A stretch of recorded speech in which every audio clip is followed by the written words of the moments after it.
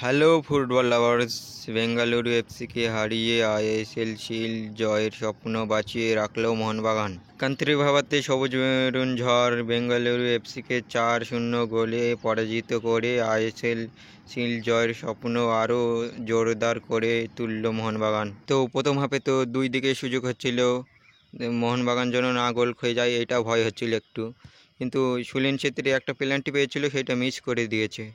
তো Sunil Chhetri penalty miss করছে, ভাবা যায়? যা হয় ভালোর জন্য হয়, মোহনবাগান তো জিতে গেল। তো দ্বিতীয় হাফে তো 10 মিনিট মানে বলতে গেলে 9 মিনিটের মাথায় 3টে গোল দিয়ে দিয়েছে মোহনবাগান। তো এই ম্যাচটা জেতার পরে মোহনবাগান পজিশন 2, 45 পয়েন্ট নিয়ে। মুম্বাই 1 নম্বরে আছে 47 পয়েন্ট নিয়ে। 15 তারিখে মেগা ফাইনাল মুম্বাইয়ের সাথে।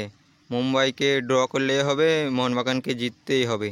মেগা ফাইনাল কেন বললাম, কারণ এই ম্যাচটা হারলেই মুম্বাইয়ের হাতে লিগ শিল্ড তুলে দিতে হবে। তো কে কে যাচ্ছ মোহনবাগানকে সাপোর্ট করতে স্টেডিয়ামে, একটু কমেন্ট করে জানাও।